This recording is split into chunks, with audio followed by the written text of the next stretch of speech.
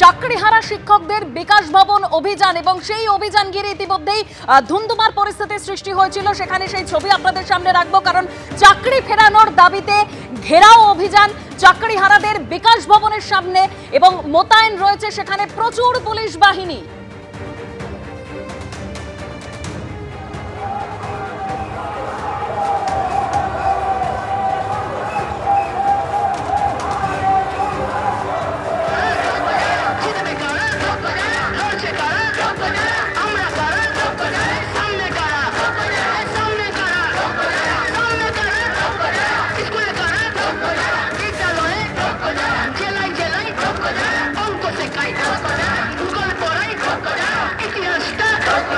ছবি আপনাদের সামনে রেখেছি চাকরিহারা শিক্ষকদের বিকাশ ভবন ঘেরাও অভিযান। চাকরি ফেরানোর দাবিতে তাদের এই ঘেরাও অভিযান চাকরিহারাদের বিকাশ ভবনের সামনে, একেবারে সেখানে পুলিশ মোতায়েন রয়েছে।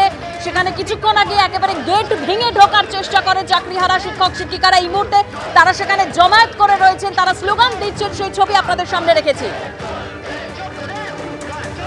তাদের দাবি একটাই, যোগ্য অযোগ্যদের তালিকা প্রকাশ করতে হবে। আবারও চলে যাব সরাসরি বিকাশ ভবনের সামনে থেকে আমাদের প্রতিনিধি কৃষ্ণেন্দু অধিকারী রয়েছেন এই মুহূর্তে। কৃষ্ণেন্দু, দখল করে নিয়েছেন আজকের এই বিকাশ ভবন। সব মিলিয়ে কার্যত আজকে গেট ভেঙে চাকরি প্রার্থীরা, আজকে যারা চাকরিহারা শিক্ষক, তারা আজকে ভেতরে ঢুকে গেছেন। এই চাকরিহারা শিক্ষকরা এতদিন ধরে বিকাশ ভবনের যে বাইরেটা আছে, অর্থাৎ অভিজিৎ দত্তকে দেখাতে বলবো সেই ছবি, বিকাশ ভবনের বাইরে যে ছবিটা আমরা দেখতে পাচ্ছি সেই বাইরে তারা ছিলেন।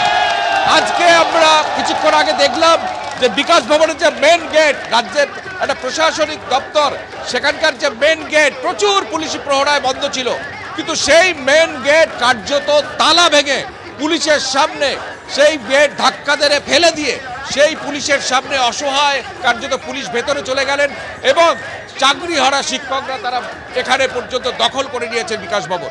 এই বিকাশ ভবনের শিক্ষা দপ্তর, গ্রন্থাগার দপ্তর, একাধিক দপ্তর, শিশু কল্যাণ দপ্তর, একাধিক দপ্তর আছে, 50টার উপর সরকারি অফিস আছে। গোটা বিকাশ ভবন ঘেরাও করে রেখেছেন এই শিক্ষকরা, মানে চাকরিহারা শিক্ষকরা, যারা কিছুদিন আগে স্কুল সার্ভিস কমিশন দপ্তরের কার্যালয়ের বাইরে বিক্ষোভ দেখাচ্ছিলেন, তারা আজকে একদম বিকাশ ভবনের সামনে চলে এসেছেন। আমরা আরো একবার ছবিটা দেখাতে বলবো। গোটা বিকাশ ভবন চত্বর এই যারা চাকরিহারা শিক্ষক তাদের দখলে চলে গেছে। অর্থাৎ এখন আধ ঘন্টা আগে কিন্তু এই ছবিটা ছিল না, আধ ঘন্টা আগে এই গেট পুরোপুরি বন্ধ ছিল।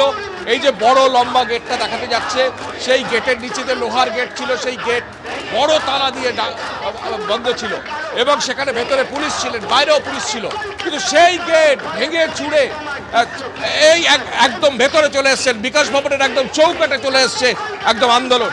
আমরা সেই ছবি দেখতে পাচ্ছি যারা এতদিন স্কুল সার্ভিস কমিশনের দপ্তরের বাইরে আন্দোলন করছিলেন। তুমি জানো যে ইতিমধ্যে যারা এখনো অযোগ্য হিসেবে চিহ্নিত নন তাদের রিভিউ পিটিশনের জন্য দাবি করেছে স্কুল সার্ভিস কমিশন এবং মানে রাজ্য সরকার, তারা সুপ্রিম কোর্টে অলরেডি তারা আবেদন করেছেন।